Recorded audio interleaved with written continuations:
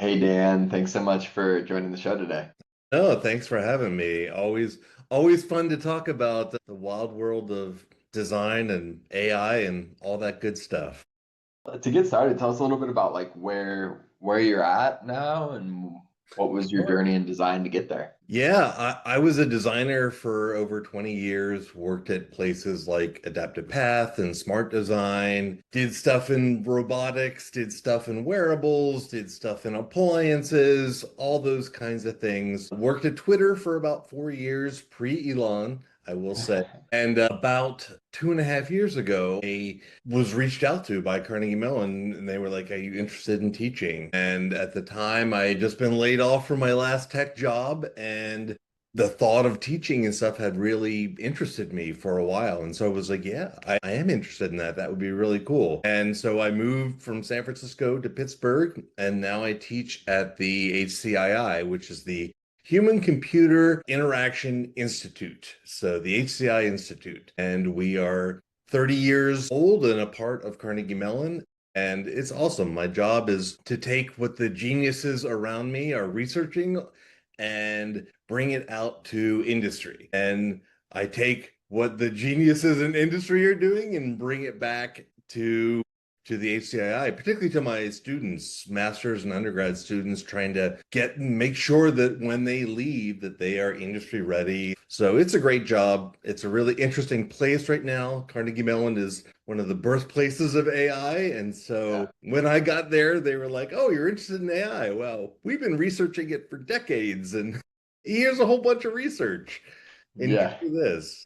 I love that my job is to help make sure that this research gets into the hands of people doing the stuff so that it has a bigger impact. And CMU is also just like legendary institution for UX. So it's both those fields combining. I think like let's dive into that, right? Like you have seen a bunch of research, you're seeing some of the best students using these tools. Like what's noise in AI and what's actually usable these days? The noise is all the just general hype around AGI and super intelligent AI.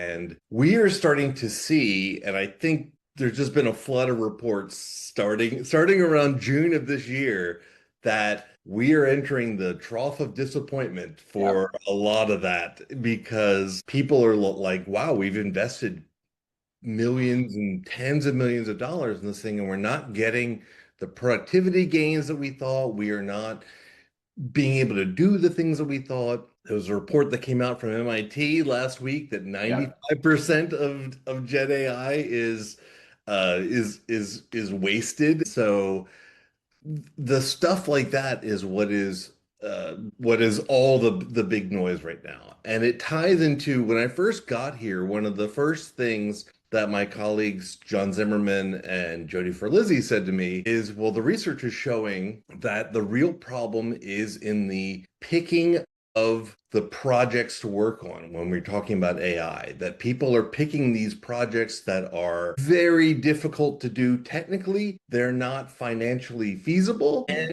they're not valuable for users, and sometimes can have real privacy ethical issues. And so the combination of all those things is really bad. And now we're seeing it in the market where it's like, oh, these things are expensive. Oh, these things don't work as well as we thought that they should have because we wanted it to have 100% accuracy. Well, they're probabilistic machines. That is their nature. If you want deterministic, 100% right all the time, you're barking up the wrong tree. You need to go back to what we know works.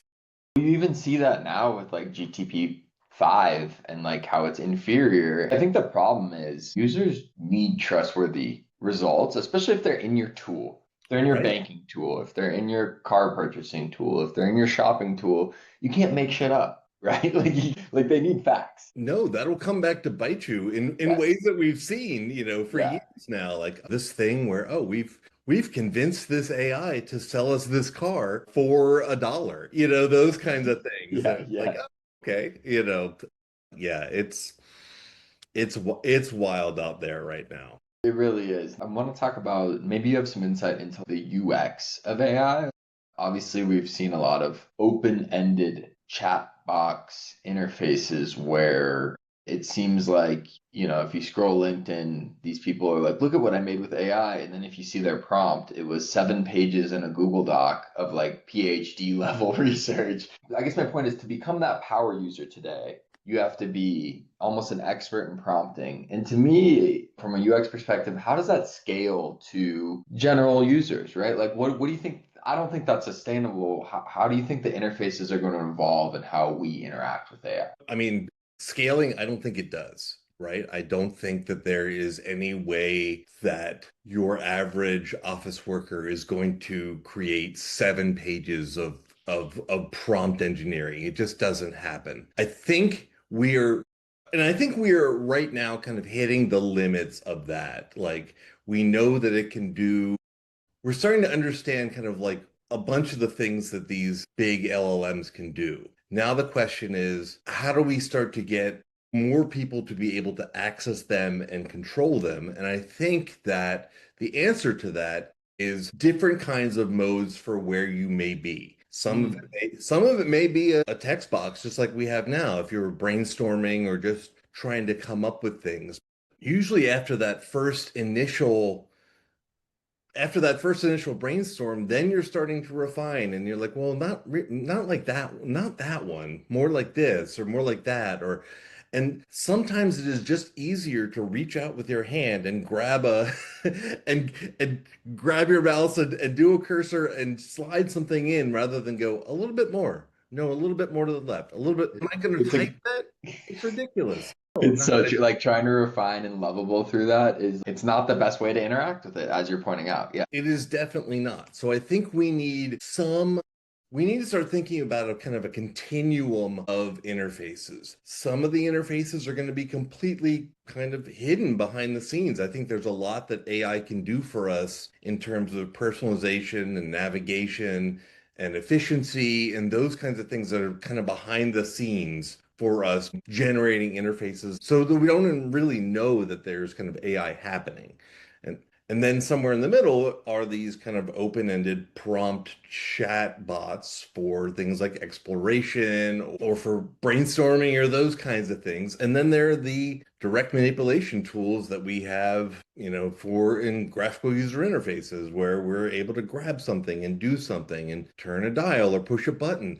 Those kinds of things. All three of those things, I think, are tools that we need to start exploring in the AI world. I don't think that the chatbot, the same way that I don't think the command line was the end all be all. There are still good reasons to have command lines. They're super powerful. You can do a lot with them if you know the right code, but these things are like a magic spell where it's like, well, if I know the spell, I can generate I can Yeah, generate the exact exactly. right image. But Yeah. most people aren't going to know time to do 7 pages of prompt engineering. It's just not going to Yeah, happen. exactly. So we're in the early days of the UX of AI is your take. For sure. And I Yeah. think the same way that when we converted from command line to GUI and from desktop to web and from web to mobile, I think that there were just new pieces of UI that we need to create. And I think that is also one of the things that we're going to need to do kind of on the graphical user, the GUI side of things. We're going to need to figure out what is it that we're missing from the AI toolbox that we may need to create here as well.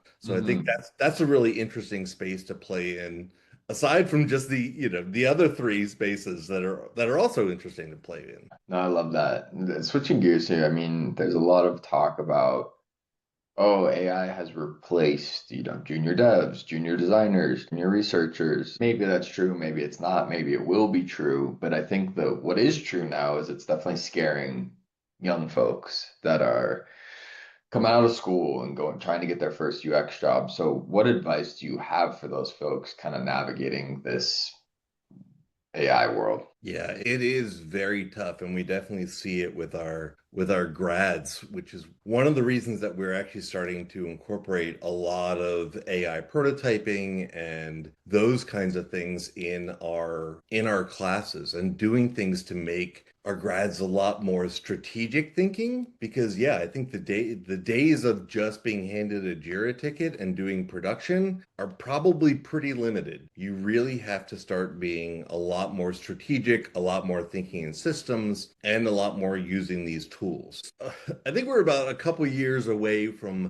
there being kind of maybe three different sets of designers, one of which is extremely strategic, that is really thinking product strategy, opening new markets, finding new value. Another that is very specialized in a particular vertical, like they know like what really works in medical or legal or creative suite, where they're just honed in on that. And the last, I think, are these kind of like AI powered generalists that are able to do a lot of things either solo or with smaller teams that are, you know, conceived, created, built, and possibly launched using AI tools. So for us, we are kind of aiming people at the strategic end of things and the kind of generalist end of things, where it's like, which one are you more suited for? The middle thing, I think, is just an experience thing, and I think that's hard to launch people into because I mean, junior people aren't like super knowledgeable about any Mhm. vertical until you've worked in it for a while. So you kind of have to Right. get into that through the generalist route, really. But Yeah. yeah, I mean, it's tough out there because it is, and in a certain sense, it's kind of ridiculous because we're not hiring these junior people because we think AI is doing a lot of the productivity. It's not. So we're going to see what we saw in the, 20 years ago when there was the dot-com crash, where all of a sudden there was like 5 years where there was no designers entering the field. And that was really weird. And so you had this weird gap for a very long time. Probably can still see it somewhere. But how are we getting these people that are either super strategic or super know their industry really well? It's tough. It's really tough. Yeah, I hope we're not just shooting ourselves in the foot. I have seen a couple places starting to buck that trend, but I think they're just but certainly I'm not seeing it among the usual suspects. The big tech companies certainly have decided that they are all in on AI and to heck with the junior folks, Well, which is a shame. I think well, it's I think as you alluded to earlier, I think there's probably some sort of what'd you call it? Trough of disillusionment. yeah, the There's Gartner probably trough some of disillusionment. there's Yeah. probably some reset coming in terms if 95% of them aren't providing value of these big AI projects at companies, Right. they're not going to be continued to be invested in because companies, for better or for worse, exist to make money. Well, we can do like imagine if we stopped AI development right now. There is still an incredible amount of untapped potential in it that we just haven't even reached. There's so much that we can do with the capabilities that we have right now. I think one of the people that can come up with these new ideas are designers. It takes Exactly. if there are designers working on these things, they can sometimes think of new strategic ways to use them, new ways to present them, new ways to grow an audience, new ways to find value. These are all things that designers can do. And so, not having enough designers to work on your AI products is probably a bad idea. Or incorporate AI into your existing products. It's probably a bad idea. So, Totally agree. and the people coming out of school are they're starting to be the ones that are, AI native. They know a lot and they have the time to like learn and play with the stuff where people working in industry often don't because they're like, well, I have a job to do. It's hard to pull away hours of time just to learn stuff. And junior designers, people in school, they have time to actually learn and they're being taught that. I agree. I mean, if AI is going to evolve, it needs a lot of help in the UX department, and there's a Yeah. ton of opportunity to think about to design intentional experiences surrounding it. couldn't agree more. Dan, thank you so much for joining the show today. No, thank you. This has been fun. Enjoy this crazy time.